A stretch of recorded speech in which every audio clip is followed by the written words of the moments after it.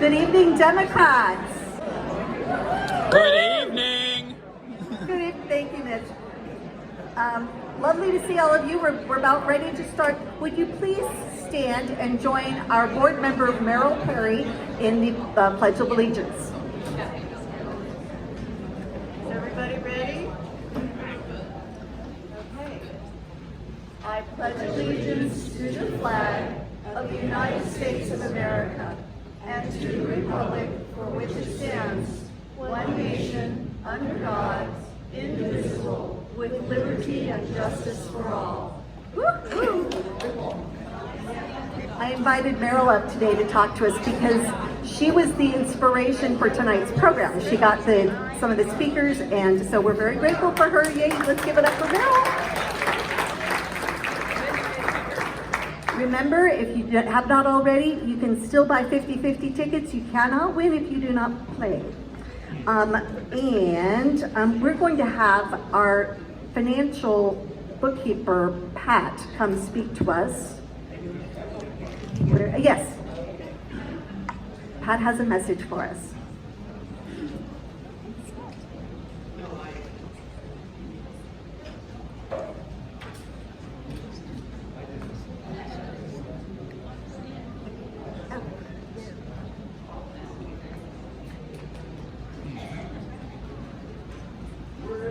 She's coming. She's making an entrance. This is terrible television. I know. I know.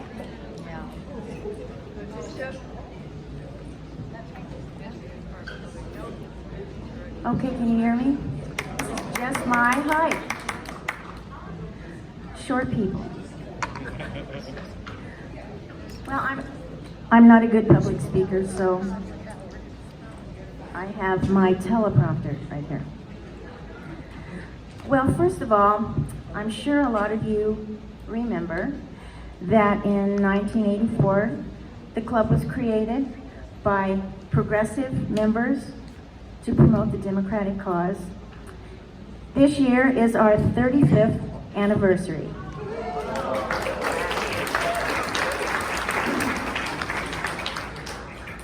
So, now I'm going to read from my teleprompter. Happy 35th birthday, Mesa-Foothills Democratic Club. 35 years have brought many changes and challenges to our world. We've worked to make the most small d democratic of those happen. Today, changes and challenges present themselves to us again, just like they did back then, and we continue to make our voices heard for our progressive, big D, democratic values through our speakers and topics at our meetings, our presence at public events, and our hard work during elections. Our membership provides a large meeting place, a newsletter with timely information about our members, political and social activities and events. We have articles in there about books and thoughts. And this club has a welcoming atmosphere for anybody who is a Democrat or wants to be a Democrat. You're all welcome. Having said that, I think I'm going to stop shaking here in a minute. Okay, having said that, over the last, I would say, 2.5 years, I've only been with the club about 1.5 years, but I've seen what the costs were, what the expenses were. Our rent for this facility, and believe me, this is the best, least expensive facility for this type of crowd, so we can accommodate all of us and our speakers and our programs. However, in the last 2.5 years, our rent has gone from $240 a month to $476. Yeah. Our newsletter, which we all enjoy receiving, it's colorful, it has all this information in it. It reaches out to everybody, those of us who are not as computer literate. We don't have a smartphone, or we don't have a computer in our house, but we get the newsletter. That runs from, that runs from about $550 a month to $750 a month, depending on the content. And sometimes we send envelopes, you know, the envelopes to put your dues in. Those are a little of an extra cost. We like to have a presence at the Oktoberfest, the Flag Day Parade, our picnic in the park. The club pays for the rent, the food, the entertainment, or at least it did this last time. All those things we want to keep doing. We enjoy them. And, hello. So what's happening is the costs have been increasing, but our income has not been increasing. So, also, we're the only club that has refreshments, which the club, if we don't get enough or donations or enough food, the club makes up the difference for that. I know there's a lot of little things, I'm sure you're all aware, but what we're hoping is that anybody who can, in honor of our 35th birthday, if any people could make a one-time $35 donation of $35, it would be a great birthday gift for the whole club, for all of us. And to start things off is my check for $35 made out to the club. And if anybody else can contribute, Tina's got a check over there. She's got a check over there. Would be wonderful. That's all I have to say. I'm going to sit down. Pardon me? Can we bring the checks to the next? Sure. You can bring a check to the next meeting if you don't have it tonight or whatever. Yes. Can I just have a question? Yes. We used to have a gym, and that we started a nationwide program for Donate Every Month, and I was wondering whether we still have the Donate Every Month. Tina can answer that. Thanks. Thank you, Pat.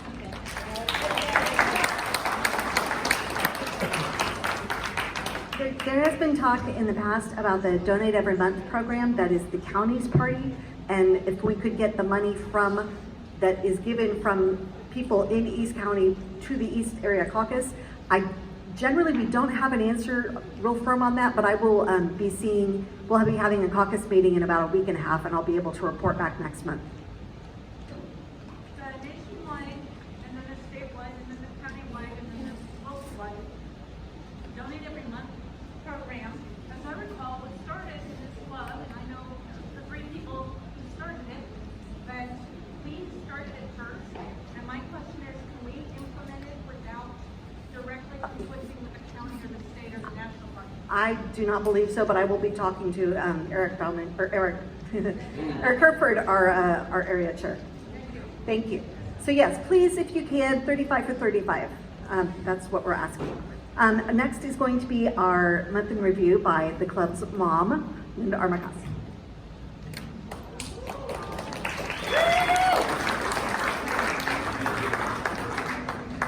Hi, good evening, thank you.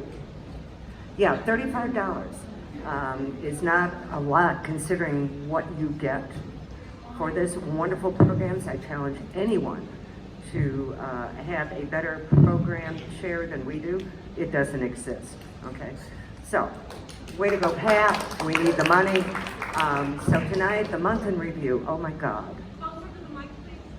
Okay, well, there was a lot of popping, which is annoying.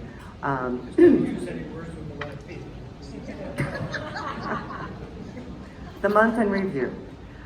Every month that this repulsive,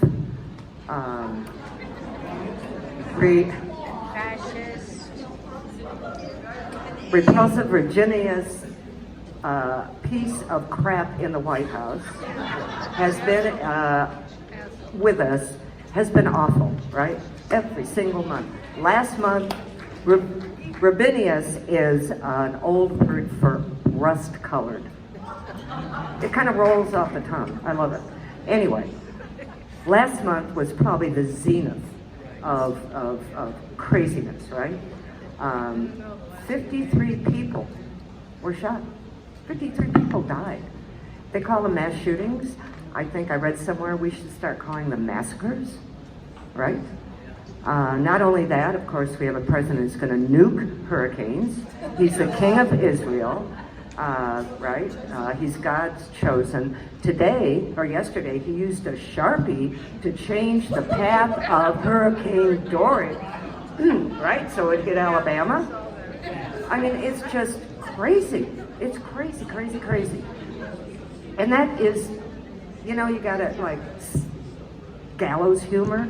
But here's the thing, not only that, we have people who are terminally ill, who have been coming here to get health care, and now they're deporting them back to their countries to die. We have children dying of mumps in cages. We are torturing people. We are torturing people. I was thinking today, remember when we watched the World War II movies? You could always tell the enemy, right? Because what did they do? They tortured people. That's what we're doing. And it's just beyond, I can't even put words to it. So we know what we need to do, right? We need to defeat him so resoundly. A 50 state, honest to God, so that there's no question whatsoever that he will ever, see the light of day again. We know we have to do that. That's why we say vote blue no matter who, right? I was texting with my friend Ginny back in Chicago because I'm going out there, and she was telling me who she liked, and I said, vote blue no matter who. She said, I would vote for a fruit basket. I'm like, yeah, that's what we would do. So we know we need to do that. We also need to take the Senate. We have to defend 7 seats and win 3 or 4, right? So anybody who lives in a state that has relatives or friends, and also we need, if you have a friend or relative in Pennsylvania, Michigan, Ohio, or Wisconsin, go there, start walking, phone them. This is critical. Wisconsin, I just saw tonight, right before I left, Wisconsin was the one that put Trump over in 2016. Put him over the top for the Electoral College. And right now, he's running at 45% approval in Wisconsin. And the only candidate right now today, and that's today's poll right now, that beats him at all is Joe Biden. So things will change, but I'm just saying, we can't take this for granted. We have to work. And we have to work not because of anxiety and apoplexy and anger and despair. We have to, I want to win because I want to feel like I did in 2008 again. Don't you? Do you remember that? Do you remember that? Oh my God. Do you remember where you were November 4th, 2008? I do. Jennifer and I were standing in line at the House of Blues. Waiting way at the back, waiting to get in. The whole phalanx of cameras, TV people. And when the election was called, everybody lit up and it just, this roar went down the aisle, the line. Ugh. He's got me tongue-tied. Anyway, remember how we felt? We did it. We did it. All of us together. We had hope. We could turn this country around. We could do great things. Yes, we can. Yes, we can. I want to feel that way again. Don't you? Yes. I do. I want to feel that joy. I want to feel the hope. I want to feel the camaraderie and the love and everybody working together. And so that's where my efforts are. I mean, I'll do whatever I can, but I want to keep that in mind rather than this constant picking fear and of what is he going to do next? And that gets to us every day. We don't recognize it, but it affects us. We're afraid, we're offset, we're kind of discombobulated, and that works on our prefrontal cortex. It shuts it down. It makes us more anxious. We get ready to fight or flight. And that's not the way we want to go into the election. That's the way I want to, right? So, the other thing, and I'll be real brief, is what happened today. So right now, 4 of the 5 San Diego U.S. congressional districts are blue. Blue, 4 of them. The 49, 11-1, and turn that red seat, remember? And thank you to Indivisible. If you all are here, you did that. You made Daryl Issa go, I'm not going to run again. And you got Mike Levin elected. Turn that seat from red to blue. Thank you, thank you, thank you. The 50th, we know we got Duncan the Dumber. And we've got, who knows, a whole raft of people running against him. And so logic says we need to focus right there, because he lost, what, 4% maybe last time? Very slim. So turn that.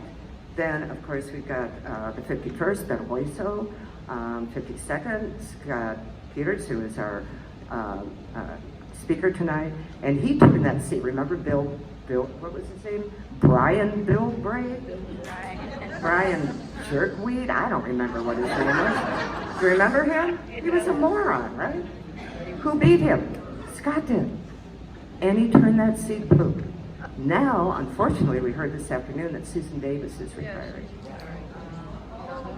Yeah. So, even though this is, comfortably a blue seat, don't you know that the people, especially out here in La Mesa, are licking their chops. We could they're thinking the Republicans could fund someone and turn that seat back.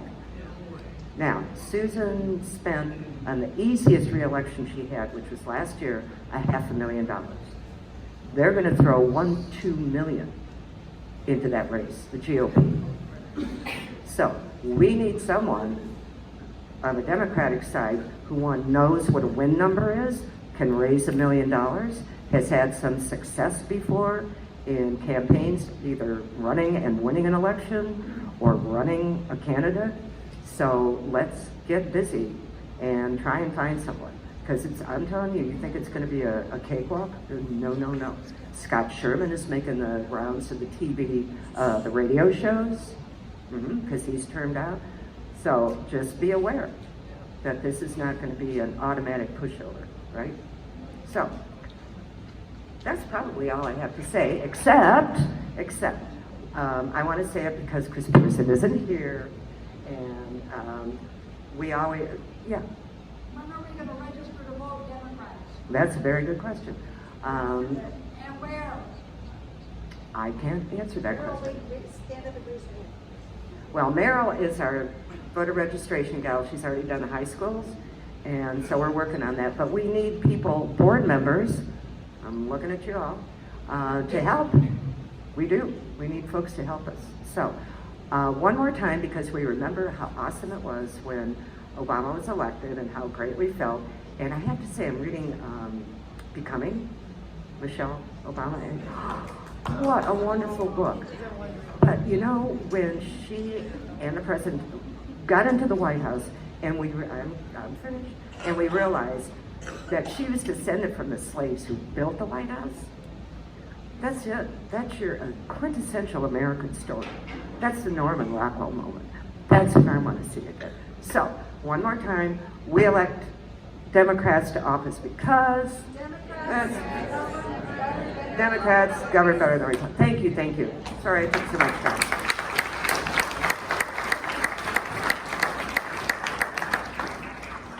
I remember election night 2008. I was walking downtown and people got out of their cars and started honking their horns and high-fiving each other in the street. It was awesome. It would be great to have that kind of moment again, and trust me, after 4 years of Trump, we would be just like doubly excited. Thank you for being here, but remember our slogan, I'll vote blue no matter who, right? Everybody, I'll vote blue no matter who. I'll vote blue no matter who. Okay, I swear we're not a cult. But yeah, that's what we need to do. We need to remember, keep our eye on the prize. We've got school boards out here that are doing horrible things that we need to flip. There's a lot of work to be done. Right now, take your 5-minute break. We're going to start working at the beginning of the next year really super hard. Now, for our program, we are very honored to have Congressman Scott Peters with us. Scott Peters Scott serves the 52nd District of California, which includes Central San Diego County, Poway, and Coronado. He's a member of the House Energy and Commerce and Budget Committees. He's Regional Vice Chair of the Democratic Congressional Campaign Committee, working on the ground to fortify and expand our new Democratic majority.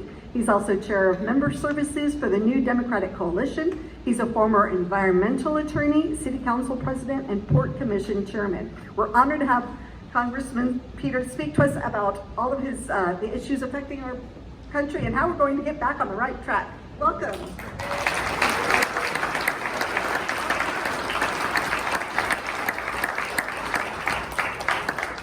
I love this club. You know, when you represent places like Rancho Bernardo and the Poway, it's fun to see this many Democrats in one room.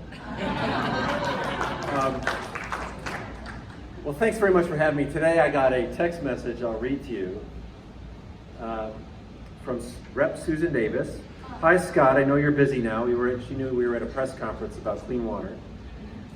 Give me a call when you're available. Thanks, Susan. Now, she never sends me a text like this, so I immediately had a sense for what it was. And she's decided that she's going to not run for re-election. And she has been such a marvelous, it will be 20 years then, because she was elected in 2020. She has been such a marvelous representative for our district. She's worked her way up to being the #2 person on the Armed Services Committee, and I think one of the top people on the Education Committee, where she's chairing this. She's chairing the subcommittee on higher education, and she'll be greatly missed. So I just want to, I know she's not here, she may have representatives here, but I want to thank and congratulate Susan Davis. She sent a real example for how to behave and how to lead in Congress, and we'll really miss her. I'm going to miss her. So anyway, I just wanted to say thank you to Susan Davis, who represents you all.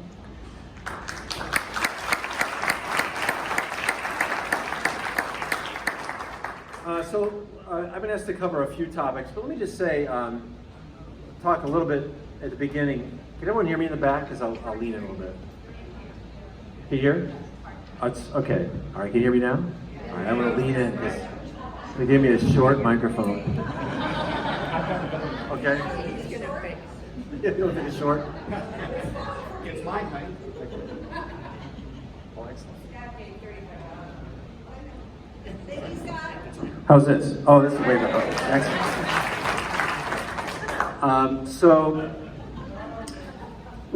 Thank you very much. Look, everyone is really worn out by this president and by this government right now.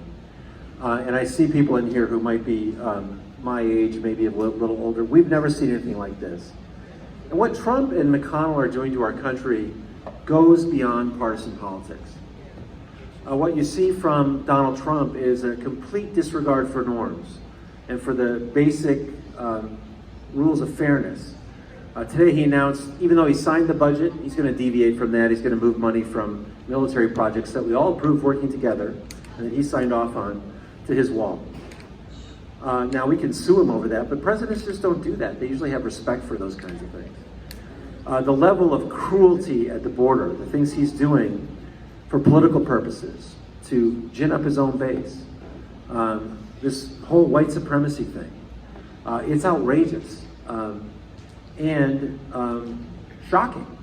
What Mitch McConnell's doing is completely throwing out the rules of fairness, the notion that a president wouldn't even get a vote on a Supreme Court nomination for a vacancy open for 11 months, unprecedented. But he doesn't care. For him, it's all about winning. It's not about the country, it's about the Republican Party. It's about electing Republicans. And what's happened too is Republicans who know better won't speak up. And there's some reasons for that, because if you think about it, I met Mark Sanford last year. I got to know him a little bit on a trip we took to South America. Very smart guy, was redeeming himself with his family after his implosion. He joked about his hiking the Appalachian Trail, remember that? Anyway, he spoke up. He was a member of Congress. He spoke up against Trump on fiscal responsibility. He used to be a Republican hallmark. That cost him his primary election, speaking up against Trump. Even worse, Martha Roby, a fine church-going Republican woman from Alabama, very conservative, super conservative, one of the 10 most conservative members in Congress. She dared to speak up against Trump when he was a candidate and he said something about grabbing women's bodies. For that, she almost lost her primary. Can you imagine not being able to speak up against that as a woman who considers herself religious? So these people are not going to fix themselves. Democrats have to win elections. We want a Republican Party that functions. They're not going to fix themselves. We have to win elections. That's what we did in 2018. I was proud to serve as the New Dems political action chair, and we took a lot of districts like mine, which, as someone mentioned, Brian Bilbray, I always love mentioning Brian, because you forgot about Brian Bilbray, didn't you? Right? But you all helped, and this club is very important actually, you all helped turn that district from red to blue. And there's a lot of districts like that. Thank you, Riz. Thank you. Give yourselves a hand. We found out there were districts like that around the country. In the suburbs of Dallas, we won 2 seats. We won a seat in suburban Atlanta. We won a seat in South Carolina. And we have a Democrat from Oklahoma. Oklahoma. Where Kendra Horn goes, wherever she walks, that's where the Oklahoma Democratic Party is, because she's in. She goes in the women's bathroom, the Oklahoma Democrat Party is in the women's bathroom. But that's how you build. And what we found was that's how we're going to change things. So we have a majority in the House now, very significant in being able to stop Trump. He can't pass legislation like that awful tax bill that he passed, and like the repeal of health care he almost passed, because we can stop it. Now we have to win seats in the Senate, and we have to win seats. We have to win the big seat at the end of Pennsylvania Avenue. And so what Linda was saying is exactly right. I mean, it's on us to do that, and we have a lot of work to do. And I like your motto too, because I don't know, there's how many Democrats are running for president? 60. I'm not running, but any one of them would be better than Trump. So let's be a little easy on each other. You know, we have our inter-party rivalries, but any one of those people would be far superior to Trump, and you know, we should make sure we elect them. Let me talk about a few issues, and one is this awful scourge of guns. You know, these mass shootings, you know, you can almost get numb from the pain that you see on the TV. And for every awful event that we see where 13 people are killed, or 5 people are killed and 20 wounded, every day other people are killed with guns. Sometimes suicides, sometimes school kids, not enough to make the news, but it's devastating. It's devastating. And we all look around at ourselves and why would we let this happen? No other country has this happen. We don't have higher mental health problems than other countries. What we have is access to guns. It's basically unfettered. And states like California have addressed this in a sane way. Connecticut. I mean, some states have good background check laws, good laws on high capacity magazines and that sort of thing. I want you to know when they complain about Congress that the House of Representatives is acting under Democratic leadership. We passed H.R. 8, which closes the background check loophole. So if you go to Walmart to buy a gun, they have 3 days to check your criminal background. If you're a criminal, you can't buy a gun. Right? But the problem is that about 40% of sales now take place on the internet or at gun shows where those background checks don't happen. It's easy, it's an easy solution. Let's make universal background checks. And the House passed that with every Democrat voting yes, and about 20 Republicans also. Because it's not a partisan thing. 90% of Americans support universal background checks, 90%. 80% of Republicans, 80% of gun owners. We've also passed a bill that would extend the 3 days to 10 days, so they have more time to check. Both of those bills are sitting on Mitch McConnell's desk. Moscow Mitch, is that his name? That's an official La Mesa Democrat's name? Senator Moscow Mitch. Because he's, in his own fundraising email, he identified himself as the Grim Reaper because he was going to kill all the legislation that came from the House. How un-American is that? Bob Dole, remember Republican Bob Dole? He did not agree with the assault weapons ban, but when it came up in the 90s, he said, this is an important enough issue, I think every senator should get a vote on it. He voted no. It passed. Democracy. Today we can't get a vote. When we come back, the Judiciary Committee's taking up 3 more bills. The red flag law, the, go ahead. No, not assault weapons. The red flag law, the, what's that? Oh, the disarm hate. So if you committed a hate crime, even a misdemeanor, you're on that list of people who can't buy guns, right? Oh, and high capacity magazines, obviously. We're going to limit the ability to have too many rounds in one magazine. Those bills will pass the Judiciary Committee. They will come to the House floor. We will pass them, and they will sit there. I'm really frustrated with that. I feel like, you know, I tell people we've passed these laws. They don't even know. But unless we get them passed in the House, in the Senate, and get the president's signature, it doesn't really matter to people. So that's why these elections are important. Saturday, we're going to meet with some of the gun groups, Brady and Moms Demand Action. We're going to talk to them about what more we can do to advocate. But Mitch McConnell is, you know, he's not moved by what's right and wrong. He's moved by the real politics of electing Republicans. That's all he cares about. So, but I want you to know, when people say Congress isn't doing anything, you should correct them, because it's not Congress, it's the Republicans in the Senate who are not doing anything. And people need to know that, or they're just going to get cynical. And we, again, emphasize the importance of electing Democrats to solve these problems. We talk a little bit about the border. In San Diego, we recognize that the border is not a threat. The border is an opportunity. It's an economic opportunity for people on both sides of the border. It generates billions of dollars of economic activity, tens of thousands of jobs. And we are sick and tired of the way Donald Trump is talking about Mexico, our friends.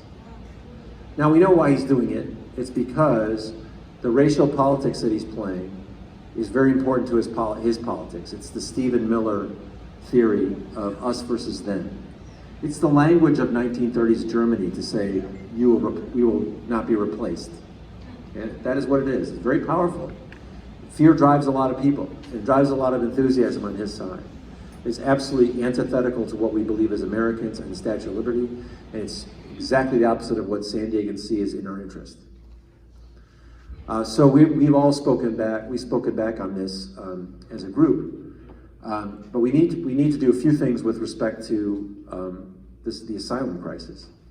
I visited Honduras last year in a congressional trip, and we heard a few awful stories. We heard these same stories when we visited McAllen, Texas, and the border here in San Diego.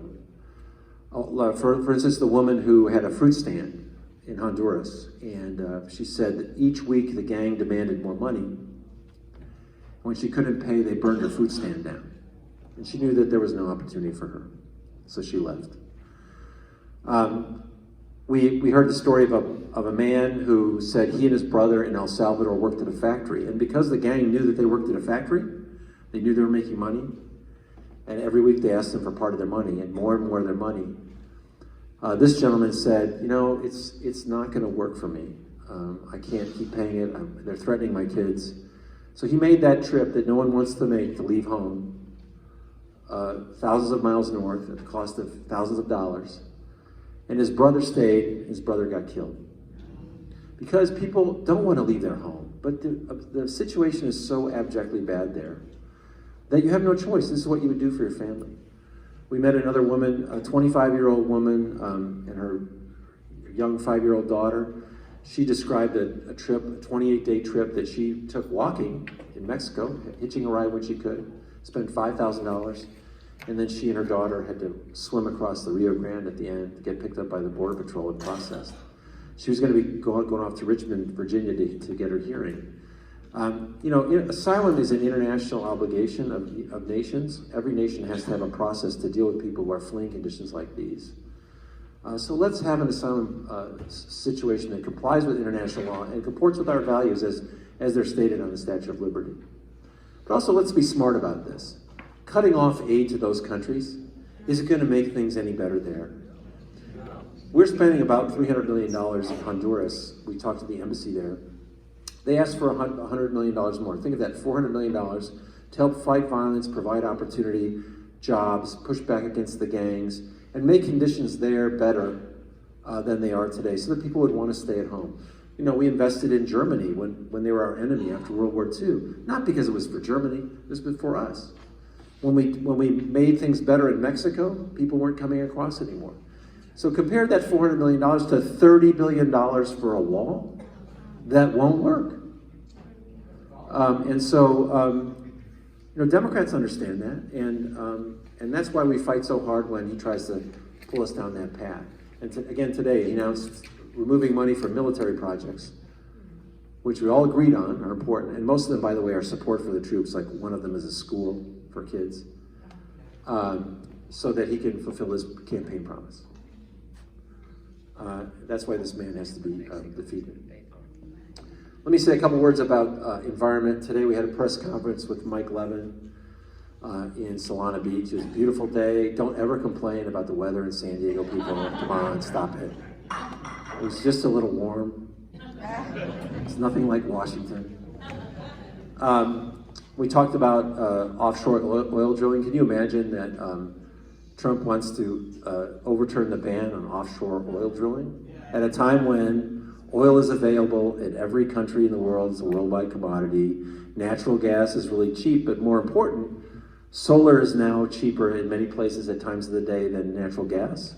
So is wind energy. And we should be moving away from those old energies to a new energy future, rather than taking the risk, pretending that we need this oil, but taking the risk that it will foul our beaches. As we know it will, at Santa Barbara 50 years ago it did, Deepwater Horizon 9 years ago in the Gulf. We think it's outrageous. Again, playing politics with our safety and our beaches. The four of us also announced a package of bills to deal with the cross-border sewage. It's gone on for far too long. I'll just tell you that I don't think the delegation has ever been as united as we have been, at least in the past decades, as I remember. We have a bill that we worked on with Juan Vargas to provide a trust fund for California's border sewage. It turned out that when we had border money and we were trying to compete with Texas, they had more people than we did on the border, so it would go that way. We want a trust fund, $400 million for our problems. Mike Levin has proposed minimum funding for that. Susan Davis has emphasized the defense aspects because our Navy SEALs and our Border Patrol can't train in that sludge. When we first came into office, there was zero money appropriated for the Border Water Infrastructure Program. A couple years ago, we got it to be $10 million. The next year, $15 million. This past year, $30 million with the help of all of us and Senator Feinstein. If you think about trying to get to $200 million, we're moving the right way, and I think it's going to get good attention. We'll still continue to fight for that. One thing we're going to ask from Mexico, if they want us to approve their trade agreement, is you meet your obligations on your side of the border and build that infrastructure. And we think that this agreement means enough to them that they should give us that, and Juan Vargas has been forceful in that. I want to also talk about climate and the Green New Deal. I think there's been a little bit of confusion about my position on the environment. I've been working on climate for 20 years. I went to Congress with the first goal to marry up the needs of San Diego with Washington, D.C. But my national issue that I want to work on is climate change. And I wanted to do that. That's why I wanted to get on the Energy and Commerce Committee, where I'm now the #2 Democrat on the Energy Subcommittee and the #3 Democrat on the Environment and Climate Subcommittee. I practiced environmental law for 15 years before I went to the City Council, and can go through my record if you want. But the reason I'm not on the Green New Deal is this. I don't disagree with anything in the Green New Deal that's about climate. The Green New Deal is a non-binding resolution that doesn't actually enact any changes. It says this is what we should vote on later on. And it contains a couple things I happen to disagree with, which we should have a conversation about, whether the federal government should guarantee jobs to everybody, or whether we should give free college to everybody, including the children of my La Jolla neighbors and Donald Trump. I don't think that's a good use of money. So don't be confused. We're working on climate. I've developed a climate playbook that would actually list the bills that we should vote on to actually make this change. Not Now, no one of them is going to solve the problem because you have to decarbonize energy, transportation, industry, agriculture. You have to do some sort of carbon pricing to get all of us to be thinking about our choices with a rebate to make sure we take care of the people who can't afford an energy increase. You have to do negative emissions technologies that would pull carbon from the air. You have to deal with methane. And we're going to be introducing a bill, announcing a bill on Friday about that. All of those things are in the climate playbook. Let's get to work now on those things. Stop fighting amongst ourselves. You know the Green New Deal was actually voted down in the Senate by Mitch McConnell. He brought that one to the floor because he thought it was good politics for him. But we ought to be working on climate now. We have a tremendous challenge to get to net zero emissions by mid-century, no later than 2050. But there are a lot of opportunities in that for economics. I heard some of the town hall information on CNN tonight. They've got 10 different town halls, I think, at CNN for each of the candidates because they wouldn't schedule a debate on climate, so they all have their own. But I think there's a lot of good ideas, a lot of opportunity, but it's a challenge that I want to help meet and lead on. Finally, two more issues. I know you have some great panelists coming up on women's health. It is shocking to continue to fight these battles that some of you I recognize probably fought in the 60s and the 70s about the women's right to their own healthcare choices. And now to pull funding for Title X so that Planned Parenthood had to leave, it's an outrage. And if, Planned Parenthood is healthcare. Planned Parenthood is healthcare, and I think that it's such an affront to equal rights that this would happen. And again, I mean, how many decades do you have to fight this battle? I'm sorry for that, but I'm with you, and we're going to hang in there. We're going to win this battle.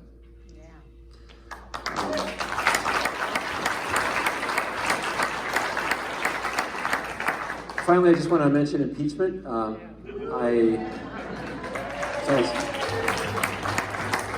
always a good closer. I was old when I was first interested in politics. I was a very young teenager in the 70s. And I remember my dad telling me I had to wash the car and mow the lawn, and I kept running in to see the Judiciary Committee talk about Richard Nixon. And I don't know if you paid attention to that, but it was a magnificent display of American democracy. It didn't start out being a bipartisan thing. It started out being a democratic effort. But as the facts came out and as people testified, Republicans who were Americans before they were Republicans started to change their minds. And some of them started to vote for these articles of impeachment at the Judiciary Committee. It was very deliberative, it was very professional. I saw how it could work. And Richard Nixon got the idea, and in August 1974, he resigned because he knew where this was headed. I, like a lot of people, said, some people of my colleagues called for impeachment the day that Donald Trump tied his shoes on January 20th, 2017. I thought it was responsible to wait for the Mueller report. Highly respected, the most respected prosecutor in the country, head of the FBI, approved by a unanimous vote, a war hero, Republican, led this effort to find out what had happened. And he came out with 2 volumes. One said, Donald Trump and his campaign facilitated the interference by a Russian adversary in our democratic elections. And then the other part was obstruction of justice. It laid out 10 instances of obstruction of justice, just as egregious as what happened with Richard Nixon. And didn't even talk about a lot of stuff about tax returns and money in Russia and stuff we may find out later. And people started talking about, well, what should we do with this? And I thought about it hard, and I read the report. It's on my iPad. I have a lot of time on the plane. And then one day I saw tweets from Justin Amash, who's a Republican from Michigan. He's now switched parties to independent. And he laid out the reasons why we should pursue impeachment, that this was the Congress's job. And I said, you know, darn it, this is what I think. I wish I had written this. So I wrote my own tweet storm, and if you'd like to see it, it's on our website. We'd love you to look at it. But basically, Congress is assigned the job of deciding whether the president has committed high crimes and misdemeanors. That is not your job as voters. The Constitution assigns it to Congress. Now remember, impeachment is not about whether Donald Trump's policies are good or bad. If you think his trade policy is wacky or his border policy is cruel, that's for you to decide. That's not an impeachment issue. And even as reprehensible as it is, racism is not an issue for impeachment. And if I were in charge of the Judiciary Committee going through impeachment hearings, I would rule out of order those comments because it should not be political. But we should not go into impeachment for political reasons. Neither should we avoid it for political reasons. It is our job as Congress to do this investigation.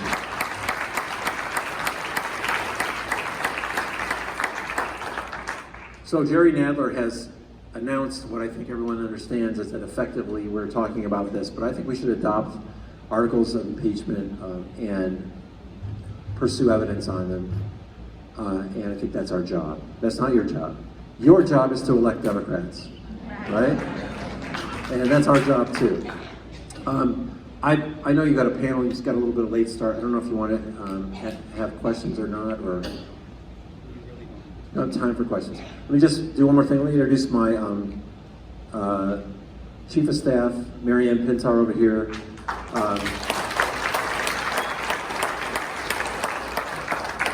A guy like me should always hire a Latina Chief of Staff. She gets really mad at me, but she keeps me in line. Again, I want to thank you all for, they're not letting me ask questions, we're out of time. On my Twitter. You can go, my official Twitter is Rep. Scott Peters, and my unofficial Twitter is Scott Peters SD. I wanted to say, it's so great to come out here every time. This is the greatest set of faces to look at as a Democratic elected official. I have always appreciated your support, appreciate it again, and always, know that I'm with you out here in the East County. You guys have done a great job out here too. It has not gone unnoticed. I'm sure you're going to get a great Congress member to replace Susan, but if I can be of help, I hope you let us know, and always go blue.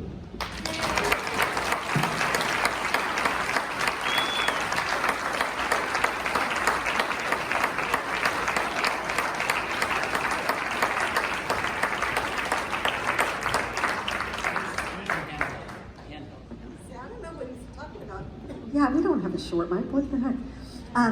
So remember, one of your last chances to get the 50-50 tickets before the panel starts. Go see Katie. If you have your $35 that you would like to donate, you can give that to Linda in the black over here at the fun table. So anyway, thank you. On with our program. We have a panel on women's reproductive rights. First, we have Neil Ortiguerra. Neil is the Director of Political Action for Planned Parenthood of the Pacific Southwest, where he advocates for reproductive justice. PPPSW serves more than 130,000 patients across Southern California annually. Neil also proudly serves his community through volunteer work for the ACLU of San Diego and Imperial Counties, Engage San Diego Action Fund, and Students for Economic Justice. He's an alum of UC Berkeley, where he graduated with a degree in public health. Please welcome Neil Ortiguerra. Did I say that right? Okay, perfect. We're also very fortunate to have Leticia Cazares with us tonight. Ms. Cazares is with the San Diego State University School of Public Health, go Aztecs, where she earned her own master's in public health. She's also been involved in San Ysidro Health, where she worked to increase access to health care, developed and managed education and prevention programs in the areas of HIV/AIDS, developmental behavior pediatrics, and women's and senior health. She also built cross-sector relationships with schools, community organizations, and leaders, elected officials, and faith groups. She spent over 20 years to advance the health and well-being of underrepresented and disadvantaged communities in San Diego. We're so proud to have the both of you here. Thank you.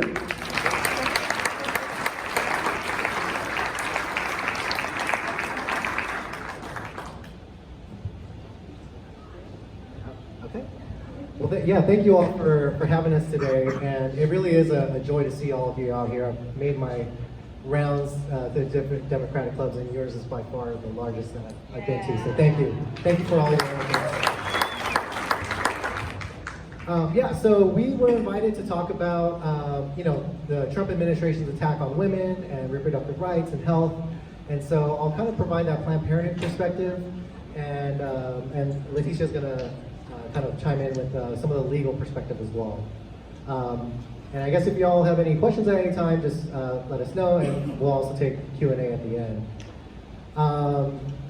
Yeah, and so Planned Parenthood is nationwide is the largest provider of reproductive health care, and we provide the full range of reproductive health care. We're proud of it. We provide contraception, STD screenings, abortion, cancer screenings, the full range, you name it, we provide it, and we're proud of the work that we do. Here in San Diego County, our particular affiliate, there's about 60 plus affiliates across the nation. The affiliate that we have, we cover San Diego, Riverside, and Imperial counties, and we're the second largest affiliate in the nation. So, like she said, we see about 130,000 patients every year for about, a 250,000 patient visits or so. Yeah, it's huge, and we do that work, through the healthcare services that we provide in the health centers. We do a lot of education work, about 40,000 presentations every year to high schools and community organizations and that type of thing. So it's really big. And so yeah, one of the things that we wanted to really highlight today is Title 10. And actually, before I go into depth into Title 10, let me talk about briefly about Roe v. Wade and the Hyde Amendment. So as we all know, Roe v. Wade was the landmark decision in 1973 that essentially gave the women the right to have make decisions over their own medical decisions. And what happened 3 years later was this thing called the Hyde Amendment. And Congress was kind of scared of what was happening, and so a Congress member, actually a senator by the name of Hyde, proposed this amendment to bar any federal funds from being used for abortion services. So that law has been in the books. We haven't been able to repeal it, and it's still the law today. And so when we talk about all these attacks on Planned Parenthood and some of the actions that the Trump administration has taken over the years to, whether defund Planned Parenthood or to prevent any federal funds from flowing to Planned Parenthood, the fact of the matter is that law is already in the books. And so when he has this rhetoric and when he talks about, I'm gonna, make sure that there's no federal funds, for abortion flowing to Planned Parenthood, like I said, that law is already in the books. And so it really is a message to his base to try to rile up his base and to win elections and that type of thing. And so Hyde Amendment's in the books, and so fast forward to today, and we have Title 10. And actually, so Title 10 it's spelled Title X, so if you've seen Title X in writing, it's Title 10. And this is the nation's family planning program. It was passed in the 70s, surprisingly, under President Nixon.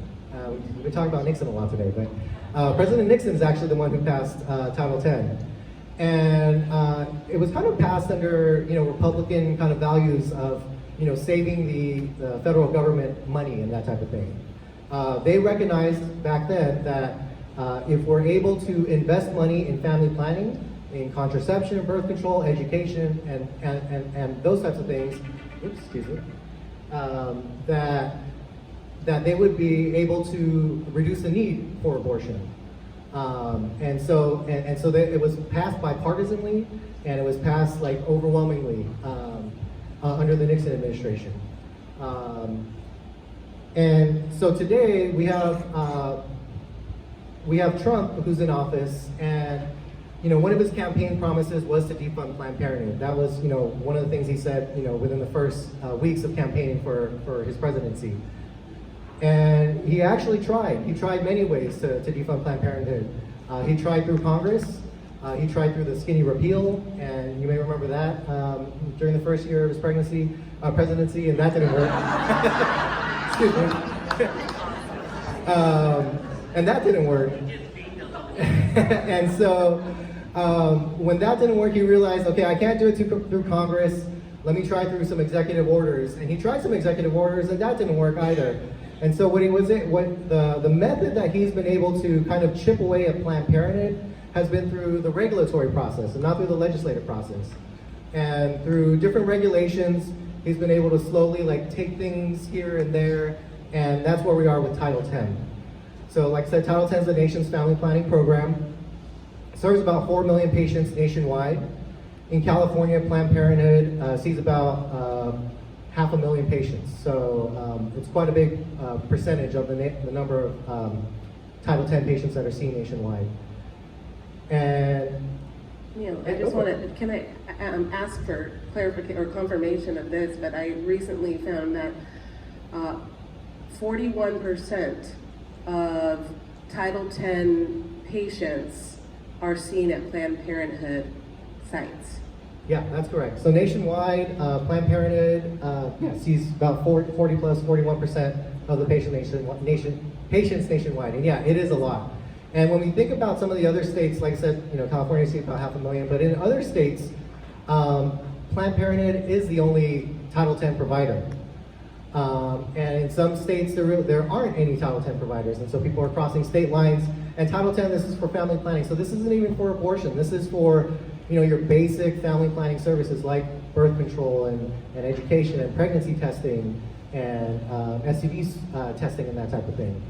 So very, very basic, women's health services, family planning types of services. And so yeah, and so the latest thing, I guess, that Trump has decided to do is through his Health and Human Services Secretary has created a rule, and it's called the gag rule. And basically what the gag rule does is it prevents any provider from even talking about abortion if they want to take Title X funding. And so that means if a pregnant person comes into a health center and that person is asking for their options for what they can do with the pregnancy, whether it's to continue and receive prenatal care, go through adoption, or have an abortion, that provider is legally restricted from even mentioning the word abortion. They cannot talk about abortion, they cannot provide that as an option, they can't even refer that patient out to a provider who does provide abortion. So it really is a strict gag rule, essentially, on the word abortion. And it's a very slippery slope when we start telling medical providers what they can and cannot say on scientific fact as they're advising their patients on health decisions. They take an oath to provide the full range of care, the best care for their patients, and when they're limited in how they can provide that care, it really is a dangerous slope. And so and that's the gag rule. And so you may have heard of the gag rule in the news. And about 3 weeks ago, we ultimately, Planned Parenthood nationwide, made the decision to withdraw from the Title X program because it goes against our philosophy, values, morals, to not be able to provide our patients with the best care and the full range of care that they are entitled to. And so we made that decision nationwide to pull ourselves out of that program. It's unfortunate, like I said, in certain states, Planned Parenthood is the only Title X provider. We also know there's a report from the California Primary Care Association that says that the community clinics and the safety net providers in the state they don't have the capacity to take on the patients that Planned Parenthood is unable to see. And there's also other reports nationwide that say the same things. In some states, federally qualified health centers, safety net providers, their patient loads would double because they, based on the amount of patients that Planned Parenthood wouldn't be able to see and would have to turn away and turn to these FQHCs if that was something that we decided to keep on. So so that's kind of like the scope and the issue right now. Do you want to talk about some of the legal things happening? Sure, but before that, can I ask you, I'm going to be a moderator too. We don't know yet what the impact, there's still a lot going on in the lawsuits, and I'll talk about that. But what is in the impact that you think this will have on Planned Parenthood. In terms of the funding is a big portion. I don't know exactly the percentage. So what is the impact on the funding stream, and how will that affect other services? Yeah, thank you. Yeah, thankfully in California, we have a state legislature that gets it. We have a pro-Planned Parenthood 2/3 majority in both the state assembly and the state senate, and so they have taken the steps necessary to protect funding for not only Planned Parenthood but other Title X providers throughout the state and the safety net providers. I do want to give a big shout out to Doug and his and the speaker for their leadership, Speaker Tony Atkins, for their leadership in ensuring that both Planned Parenthood and other healthcare providers are able to continue the work, seeing women and families for their family planning and reproductive health care services or needs. So thank you.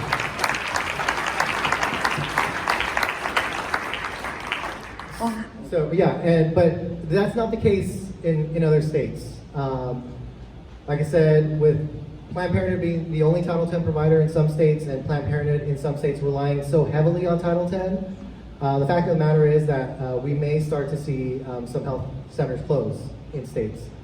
And what we know is what we saw with a bunch of abortion bans that happened over the past couple of years is once these health centers close, even if bans or whatever are overturned by the Supreme Court, once they close, and it's very difficult to get them back open because of all the regulatory hurdles and barriers and permits and everything that needs to happen in order to get a health center back up and running.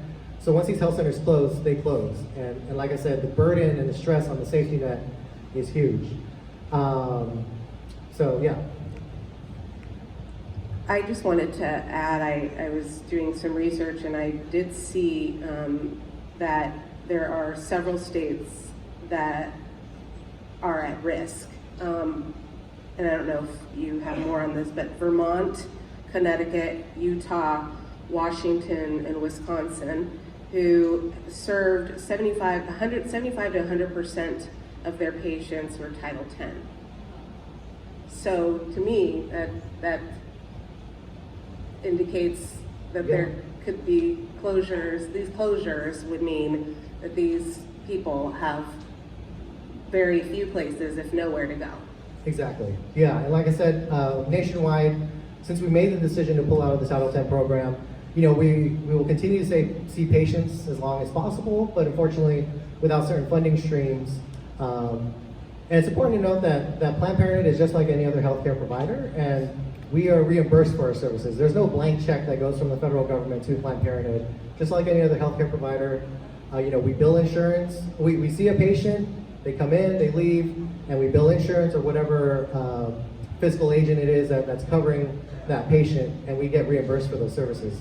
And often at a lower rate than what the actual cost of the service is. And so, without these reimbursements coming in, we can only kind of sustain seeing patients for so long before some of these health centers in these states have to close. Okay, well, it's my turn. Hello, everybody. It's an honor to be here. I really am so just impressed and just amazed at the number of people and of engaged citizens here in La Mesa. So thank you for all of your work. Thank you for all that you've done. Because I know it's been a long road and a hard road, especially these last few years, but we still need you. So I think somebody said earlier, take your break, but we got to keep going. My background just was shared, but taking it to a personal level, I am an activist first. I was raised an activist. But my life experiences led me down a road where, I wouldn't be on this path had it not been for places like Planned Parenthood. For me, this is personal, and I have fought for the same rights for others, especially low-income, people of color, immigrants, LGBTQ, who will all be affected. This is an outright assault on our communities. And I really am very passionate about reproductive justice and freedom, but this is about equal rights and justice for all. It's intersected with equal rights in all areas. This is not just about reproductive justice. It is an assault on low-income people. So for me, I am privileged to be the Vice President of the ACLU here in San Diego. Can I see my ACLU card-carrying members? Who are you? Okay, good. Because to me, that's the way to go to get engaged in this kind of work on another level, right? You all have been engaged, but you know, to me, it's local and really helps us to do the work here, but all across our state. We still have, barriers and challenges in the state, and I'll go into those as well. Yes, we're pretty fortunate here in California, but there are lawsuits going on right now that the ACLU of Northern California has brought against religious hospitals, which we're seeing growth in. And they are starting to turn away people. And so, there's a lot here in California that we can be working on.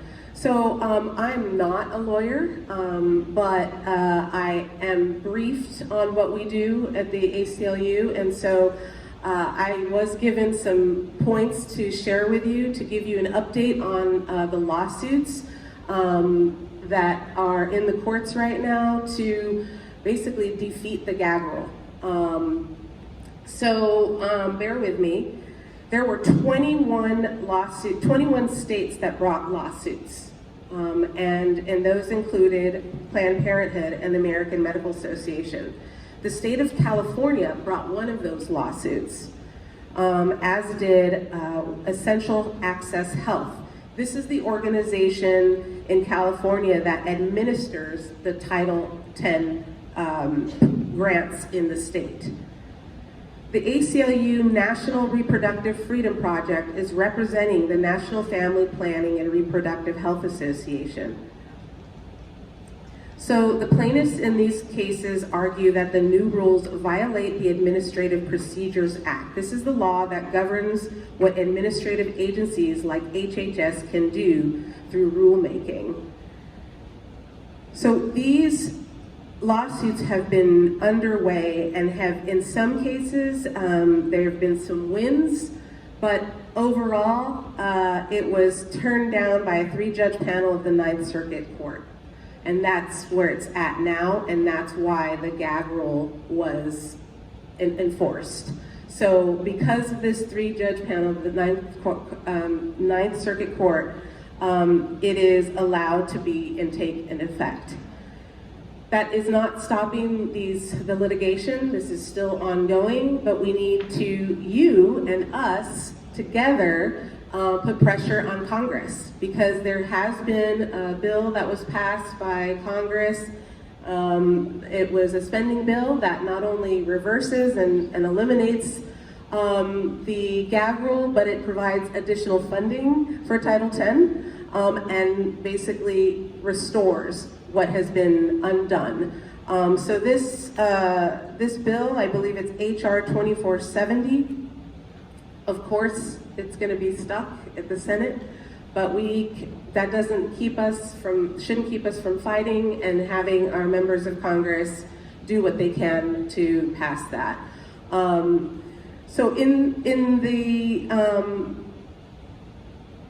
terms of how this is working, the HHS has not given any guidance as to how these sites that are part of the program administer. So we don't know exactly what the impact is going to be yet, because they just haven't been able to, they haven't given any guidance. So we don't know what the practices are going to look like. We don't know what that impact is yet. But as we know, as we've heard, the impact is significant if there will be closures and funding eliminations. there are several things that I think that it's important to share that we can do. I have a couple of resources that I'll share at the end, and then we can open it up for questions and answers. But in addition to putting pressure on Congress, there are other funding resources like California's abortion fund, which is called Access, Women's Health Justice. At the national level, this is National Network of Abortion Funds. And this is basically to support and do whatever we can for additional funding for sites like Planned Parenthood and other FQHCs that will either choose to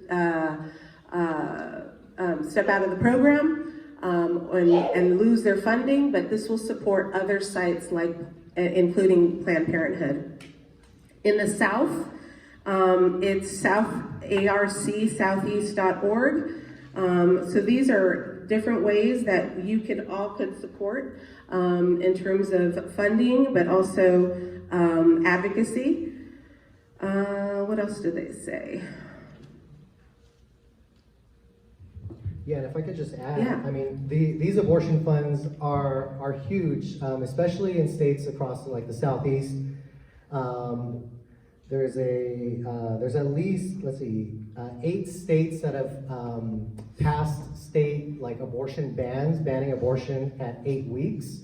Some of them as early as 6 weeks, and I think we even saw one that they were proposing like a 4-week kind of ban. And most people don't even know they're pregnant at 4 weeks, let alone 6 weeks or 8 weeks and stuff. So, but thankfully, again, through some of the work of the ACLU and other like partners, at least bans in Arkansas, Kentucky, Missouri, Ohio, and Utah have all been blocked. So that's huge news. But a lot of that, in a lot of these states, it's these abortion funds which keep doors open for health centers that are providing the services. And then I also wanted to add in like Alabama and Georgia, the ACLU has already filed lawsuits to block those bans as well. So it's one of these weird things like the Congressman Peters was talking about, things that we wouldn't normally have to do if we were in a real like civil democracy. The threat of litigation, having to go through litigation, whether it's at the presidential level or at all these different levels, it's a different era, and it's a new territory that we're all kind of like dealing with and stuff. But unfortunately, a lot of times, litigation can take some time. And in the meantime, at the end of the day, what's happening is patients are hurting, and patients are suffering, and the people who need the services the most are suffering. And so it's really unfortunate. One thing I wanted to add, if I could, so what is happening then with Title X? If providers are stepping away from the program, who is stepping in to kind of provide the family planning services and that type of thing? And I will say that the rules were written in a way to favor the Trump agenda. And so in California, with essential access health not being granted Title X, or with them kind of reducing their role, there's places like, I think they're called Opria or something like that. These are like Catholic hospitals, Catholic charities, faith-based organizations, and they typically run what are called crisis pregnancy centers. And you may have heard the term. The fact that they're called crisis pregnancy centers is it's alarming, it's alarmist. And they're frauds and they're shams. And basically what they do is they market themselves as this place that somebody can go if they're pregnant and in a crisis, and where a patient can go in and get the options that they want to know about. Since they are often kind of faith-based, the options provided to them are often very limited and misleading as well. And so in California, a couple years ago, we passed a law to require these faith centers to post language in their health centers or in their centers saying that we are not a real licensed medical facility. Unfortunately, that was overturned by the Supreme Court, though. I think it was last year, 2 years ago. But it just goes to, these are the types of of places that our patients are turning to because they have nowhere else to go because you know, people are pulling out of the program and that type of thing. Yeah, it's OBRIA, OBRIA. And so they have been funded. They do have Title X funding, and so there is plan to have more Catholic hospitals and sites. Yeah, and what's kind of happening too is with the way that healthcare is going and a lot of consolidations and mergers and that type of thing, a lot of the you know, these Catholic systems are able to kind of, you know, take over, you know, smaller hospitals or smaller districts and that type of thing, and then impose their values. And one of the things that we've seen time and again through Trump's administration is, you know, these refusal policies. There's a poll that came out where I believe it was 60% of Americans believe that healthcare workers shouldn't be allowed to impose their beliefs, you know, in the course of providing care to patients and stuff.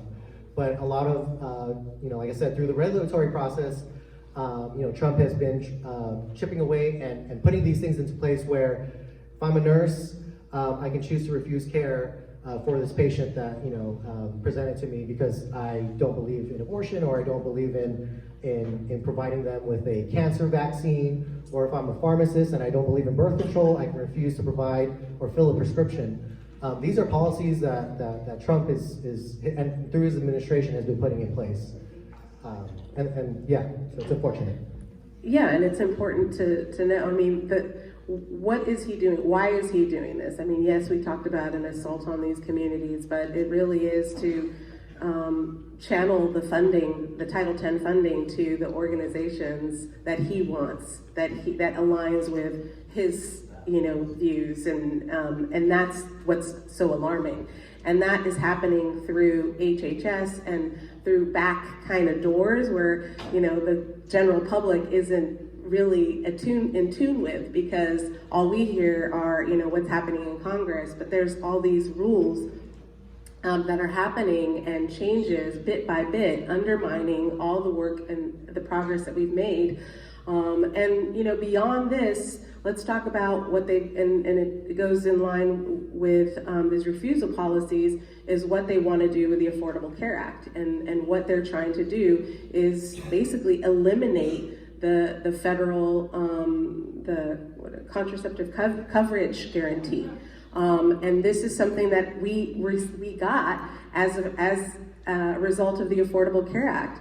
And this has changed and saved thousands and thousands of lives. And if we undo that, you know, that's, I think the percentage is, it went from 14% of coverage to 76% coverage because of the Affordable Care Act for contraception. And so it really will devastate people and kill access. So all these bit by bit, efforts are happening right now. And so I encourage you, I wanted to mention a resource, and it's Guttmacher? Yeah, Guttmacher. Guttmacher.org, if you haven't heard of it. It's amazing. And this is where you can get an overview of the abortion, all the states and their abortion laws and the bans happening. They are great research and policy organization, so I encourage you to read through that. But also, as I mentioned, the various resources that we have in California, Planned Parenthood, ACLU of Northern California in particular, is doing a lot of great reproductive justice work.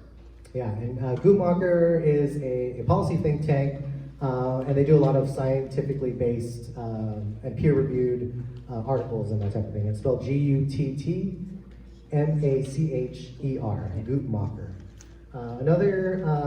Another good resource if you kind of want to just kind of keep up on the general attacks on women.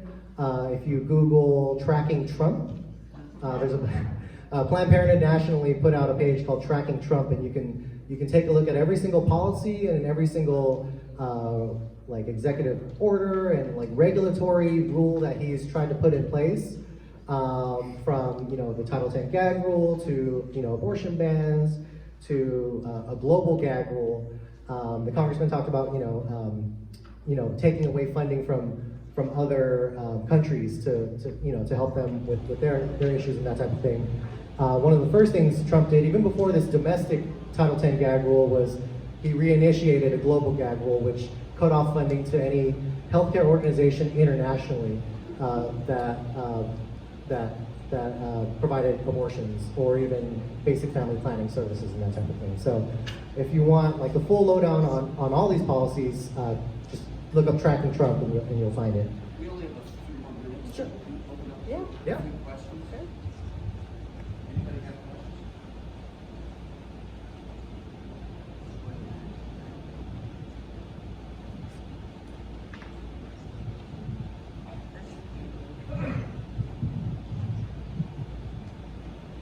Is this working?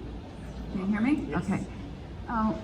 One of the most depressing things that's happened to me in my 50 plus years of volunteering in politics is the fact that at the last thing I did in 2016 to help with the presidential campaign was call young women to encourage them to vote. And I talked to them about what would happen to the Supreme Court if Trump were elected, and they couldn't care less.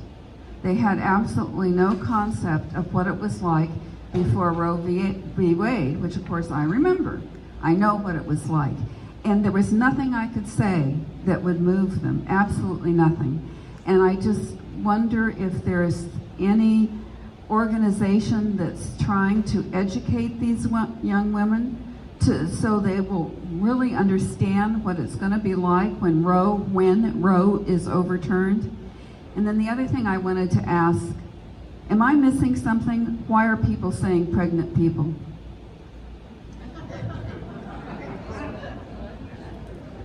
Maybe I might miss something in the biology class, I don't know.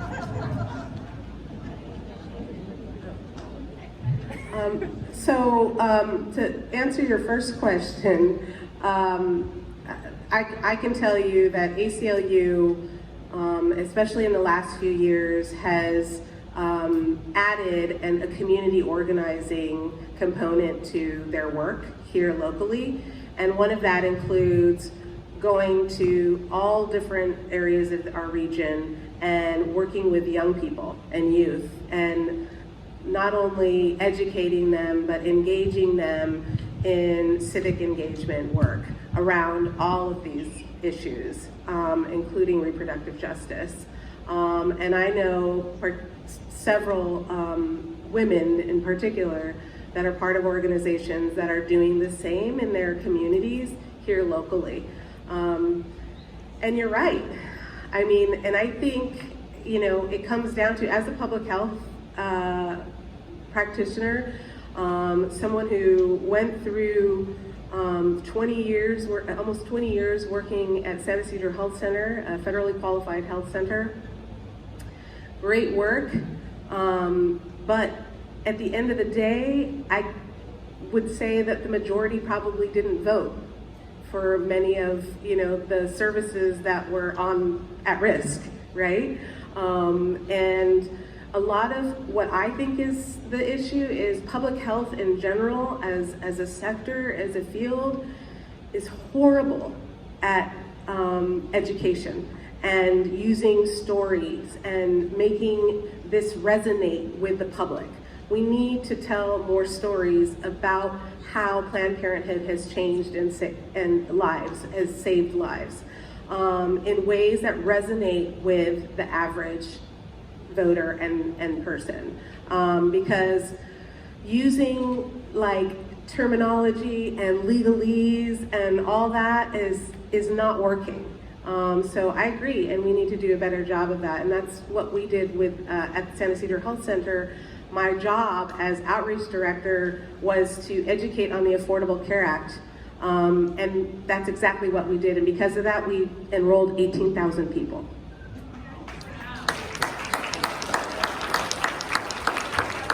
And if I could,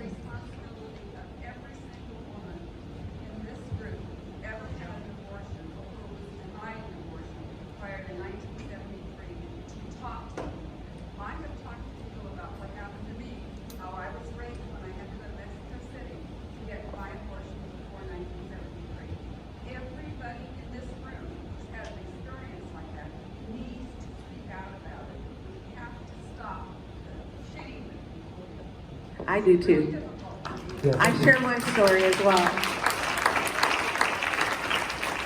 Yeah, we do encourage, everybody to, we have a campaign called Shout Your Abortion, and if you feel so inclined to, talk about your abortion, I know it could be a sensitive subject for some people, but, if that's what you're able to do, we would love for you to share your story and definitely reach out to us and we can help elevate those stories.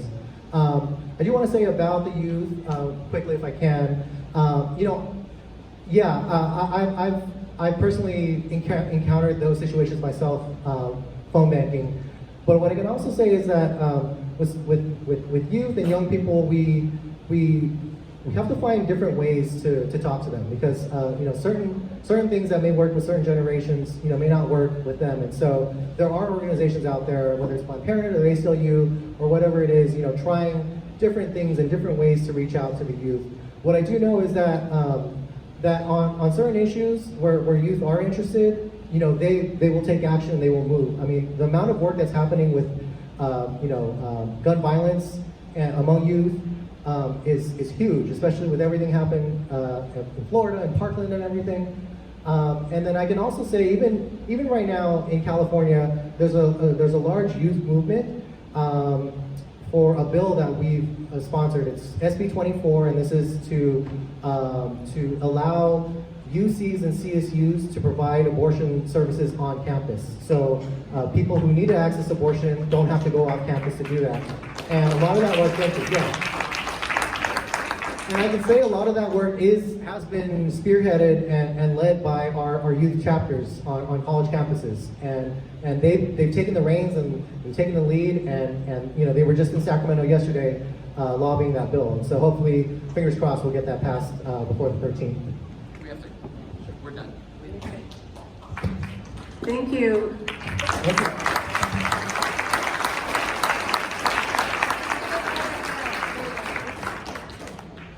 One more hand for a wonderful panel. Thank you guys. We're very, very fortunate to have them tonight. All right, we've just got a few minutes left. We are going to be doing announcements on this side of the room, and 1 minute only. Last chance to get your 50-50 tickets. We're going to do the raffle immediately after the candidates speak. 1 minute. Is this on? No.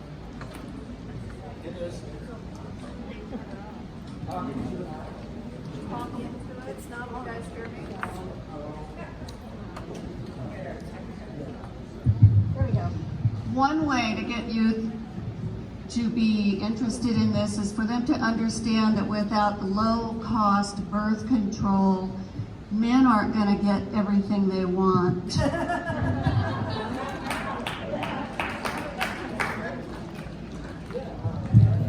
I want to call everybody's attention to the flyer for a East County fundraiser for East County candidates. We'll be here on October 3rd in this very room, except you'll have to get used to the fact that the stage will be over there. Please consider coming.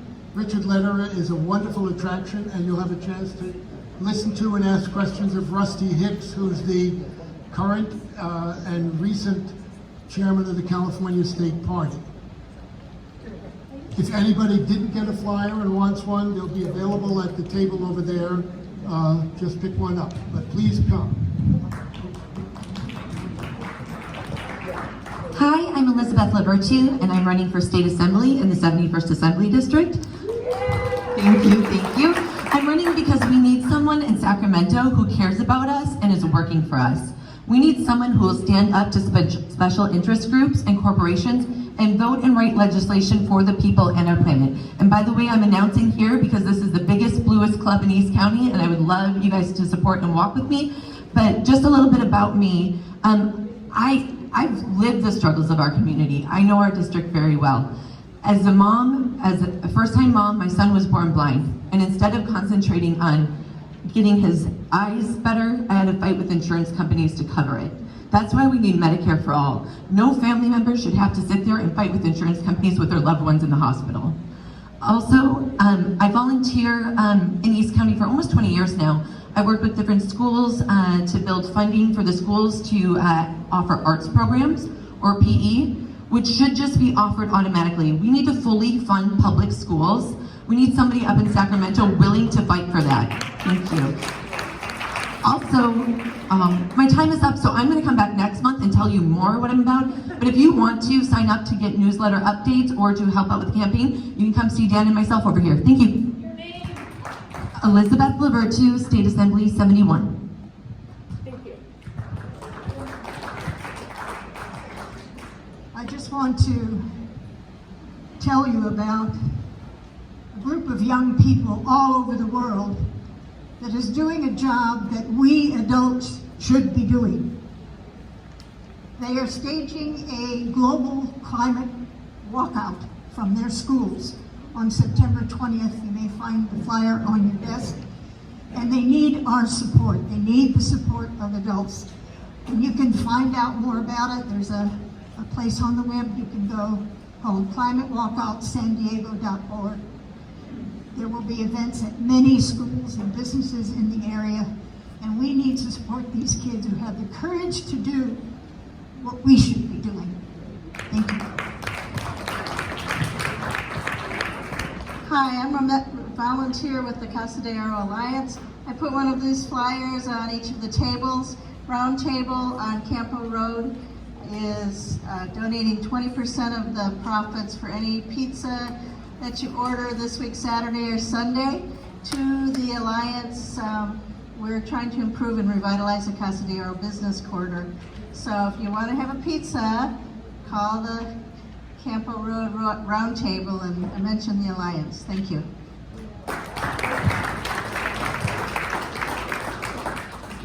Hi, I'm Dr. Deborah Fox, and I am a past secretary of the Mesa-Foothills Democratic Club. I'm a past delegate, thank you, of the 71st Assembly District, and I am also, along with Liz, running to be a member of the Assembly for the 71st District.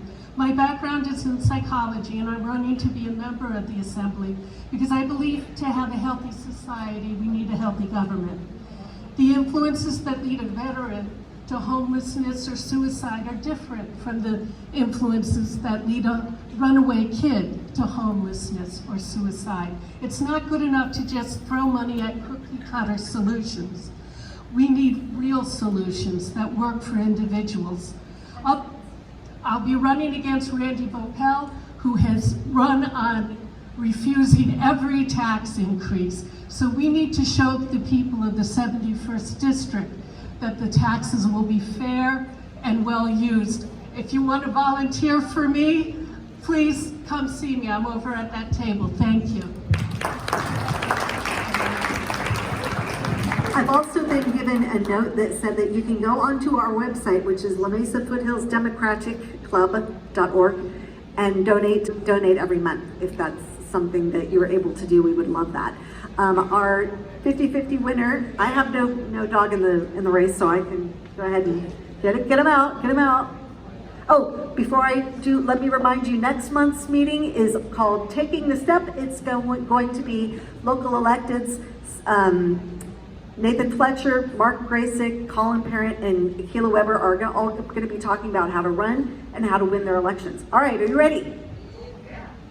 Our number is 0701620, $85 tonight. All right, we got the winner. Maybe. We can't have two winners. That's really impossible. 0701620. Right here. Woo! You're sitting right next to me. Oh man. Okay, thank you. Oh yeah, that's a payoff. I know. So yes, please, we look forward to seeing you next month, and keep talking to your relatives in other states where it's really going to matter, and make sure that they're all going to register and vote blue, no matter who. Thank you.